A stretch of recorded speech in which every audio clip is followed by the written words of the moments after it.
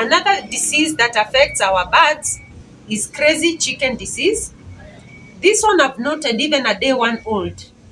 They kind of twitch their neck, like they can take the neck all round 360 plus 180.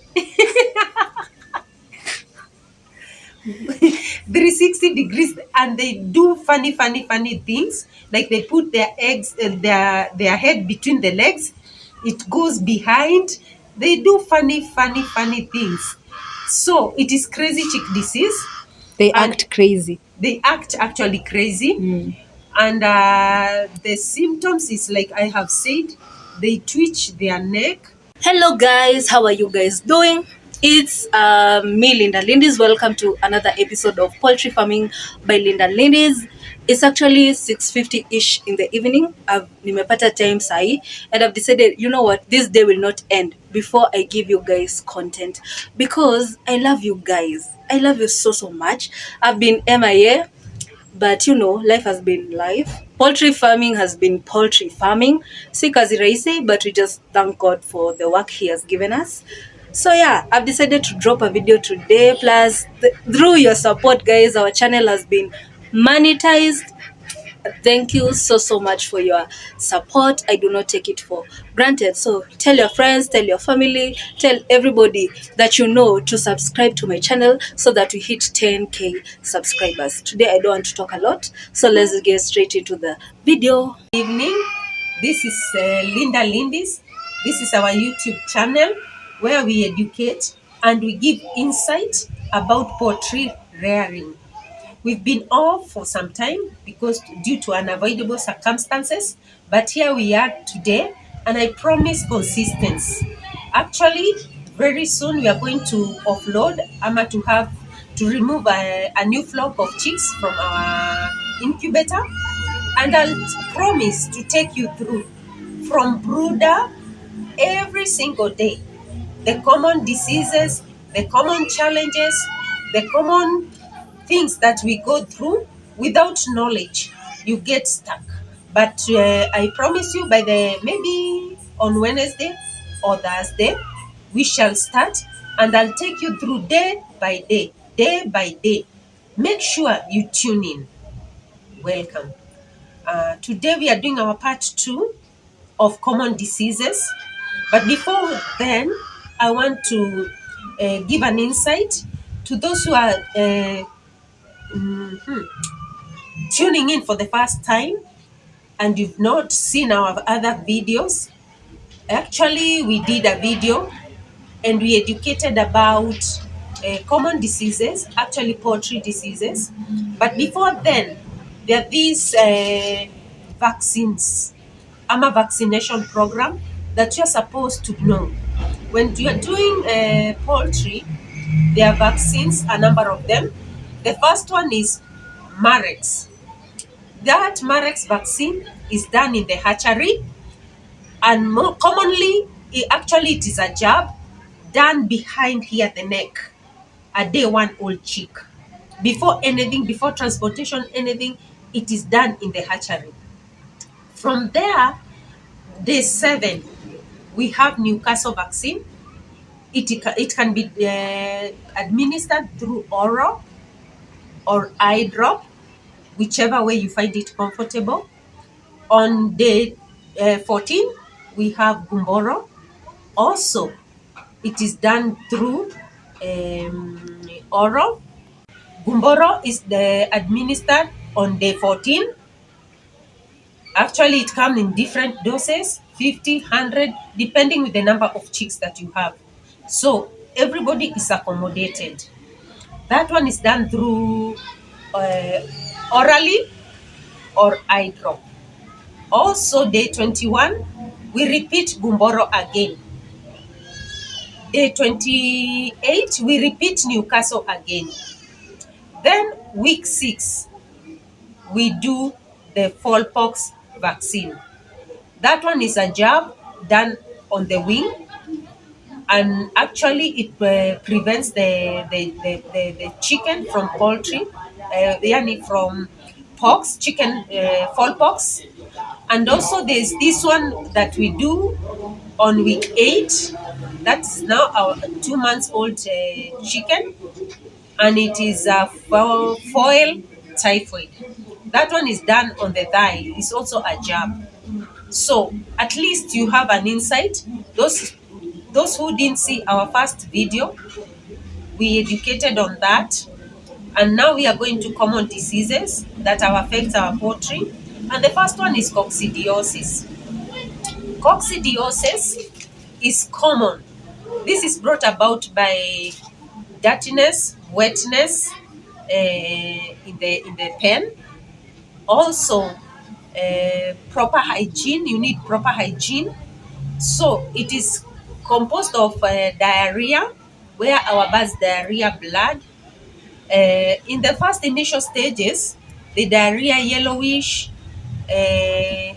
diarrhea. The following stage is diarrhea with some blood, and it can go to the third stage, which is blood alone, damtupu. So at that level, you can start losing your chicken if you don't take care, if you don't take measures, immediate measures. So you need to be very careful. First of all, make sure you sweep ama you clean the chicken house every day. Make sure you maintain cleanliness. Change the water every single day and wash those drinkers every day. Make sure that they don't patch on their feeders so that they pour their feces on the food.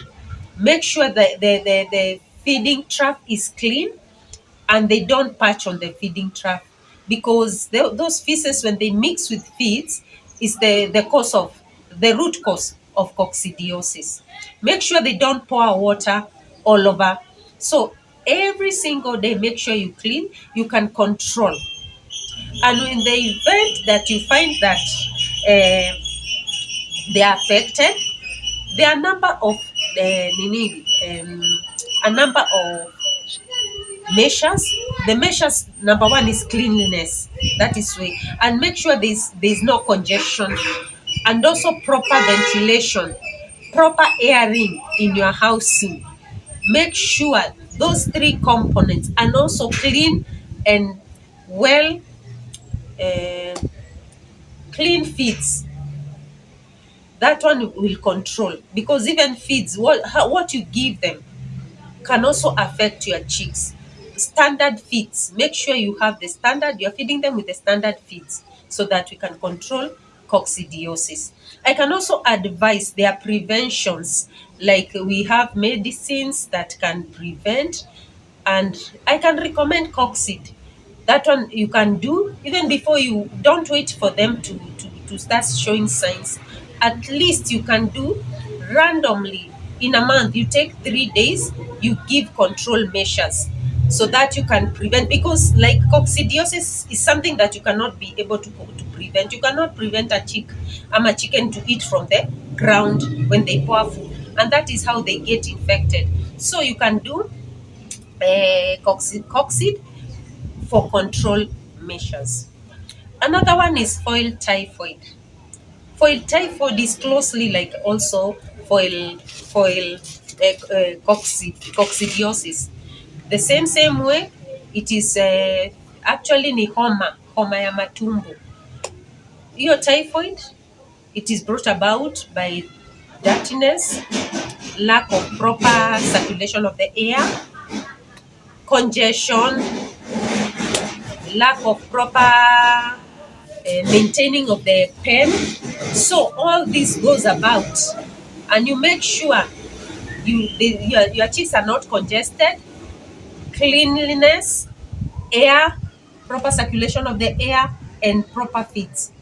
If in case you get that, the symptoms is the diarrhea, loose, watery, whitish stool, very white, and even on their vent, they dirtify their vent. Unapata uchafu imeshikilia huko nyuma ya white. So that one, so these are different, and also they go about that whitish and blood stained stool. That one will affect our birds because they will withdraw from eating. they will start getting withdraw from, they are not active, our birds don't, they are not active, they are not moving about, they are not feeding well. So at the end of the day, you start losing your birds. So make sure you maintain the pen, control measures, and I can recommend in the event, because some of them, when you go to the vet, they are misdiagnosed and you are given a medication that is not even going to help your chicks. So you run from one medicine to another, one medicine to another. So through experience, I can advise like ESB3. ESB3, it is so good, it works very fast in those lines of foil typhoid. Okay, going about, there's another disease that is foil pox. Foil pox also affects our birds and it is very contagious and mortality rate becomes very, very high. Most of the time, foil typhoid affects them as from week 6, but they can get it earlier if there's an outbreak. Like we said, it is a viral disease, and the best prevention is vaccinating your birds. That is the first vaccination. Actually, you should not miss. So, the moment you miss vaccinating your birds and they get infected with foil pox, actually they get pox on the face like chicken pox. Lakini sasa this time round ni ya kuku. And they swell, their eyes swell, they get infected around the mouth and inside the mouth unapata like vidonda, maji natoka kwa macho, and the bird becomes so weak. It will not eat. And the funny bit about it is like you cannot control. 2 days you find this one is infected and the rest are eating. After 3 days, the other ones, like it circulates, like it doesn't go very fast. So the best and the first thing you should do is to vaccinate your birds when they are 6 weeks old. We said it is a jab. It is done. You can call a vet and he can do, she can do it for you, but it's something that you can do it on your own. On the other hand, there's that foil typhoid. We talked about foil typhoid, and also it is something you can control. But when it comes to foil pox, medication mostly unapewa antibiotics na saa zingine haziwork. So the moment it gets the foil pox, the immunity goes down. All the other opportunity infection they get in. And if there's a time that you feel like you cannot even, you don't want poultry farming, is that time, because hizo kuku zinakuanga zimekula, they have eaten, you have spent a lot of time with them, and here they are almost 2 months and they get the disease, and it is the mortality rate becomes very high. Today they are rearing, tomorrow they are closing their eyes are swollen. You get so frustrated as a farmer. So the best thing is to vaccinate. Another common disease is Newcastle disease. The Newcastle disease mostly, actually ni homa ya kuku. It is a viral disease and it comes especially wakati wa baridi. The first prevention, like I said, it is Newcastle vaccine. You should vaccinate your birds. Like I always sell and I tell my customers that when you are doing poultry without vaccinating your birds, actually you are joking. It is a waste of time, because when the infection or the virus comes in, actually within a day you can lose even 1,000 birds. It is not worthy. So the first step and the first prevention, it is vaccinating your birds. Actually, there's no medication when it comes to Newcastle vaccine. So zikikuwa gonjwa ni hivyo. So zitakufa, zibaki tu ile Mungu atakubakishia. So you can imagine. So the first vaccine, I said, it is done on the 7th day. It is administered through oral or eye drop. So make sure you vaccinate it. On the other hand, there is that Gumboro disease also, though rare, but affects our bird. It's a strain that comes from the mother to the chick. It is passed through the mother to the egg and to the chick. So the best thing is to prevent your birds, and the best thing is to vaccinate your bird. They get withdrawal, the birds become stiff-necked, they don't eat, they lose weight, and later on they die. So the best thing is to prevent. And there is this other one, the crazy chick disease. Before then, I forgot to tell you the signs of Newcastle disease. Like I said, Newcastle disease, the homa. One, respiratory infection. They don't breathe well. Breathing becomes difficult. Kuku wanakuwa na mucus in the nose. They sneeze. They ngorota, wanangorota. So it's all about respiratory. And the first thing you notice, the dizziness, sneezing, kungorota, hata sijui nasemaje na English, kungorota, then snoring, and they open their mouth. Okay, they open their mouth, it is like difficult to breathe, and at the end of the day, they die. Another disease that affects our birds is crazy chicken disease. This one I've noted even a day one old. They kind of twitch their neck, like they can take the neck all round 360 plus 180. 360 degrees, and they do funny things, like they put their their head between the legs, it goes behind, they do funny things. So it is crazy chick disease. They act crazy. They act actually crazy.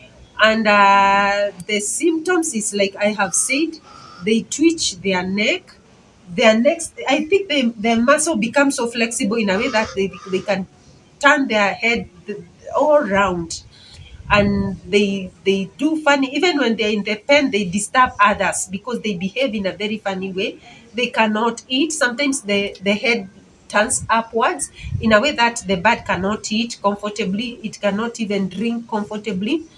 And the reason for that is lack of vitamin E. So there's a remedy.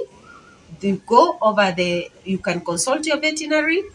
There are many drugs that you can supplement with so that they can control the crazy chick disease. But most of the time, since I started this rearing, I've never seen them recover. I don't know why, but I have never seen them recover. The best thing is to routine. You supplement their food with the vitamin E. Also, you can do it, you can administer through the drinking water. So that one is a highlight because people are misinformed about the disease.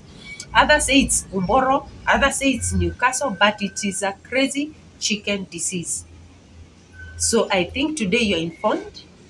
Today you've learned something new. Look out for us anytime soon.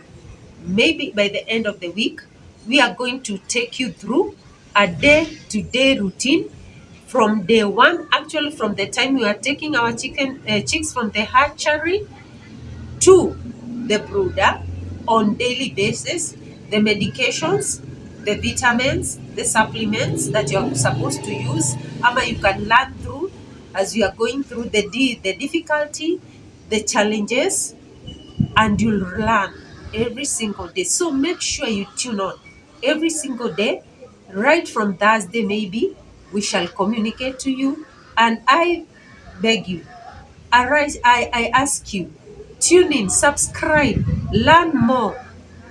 Go, click to our Linda Lindy's YouTube channel so that you can learn more, so that you can be educated. Actually, what I normally say, nobody is able to carry herself through.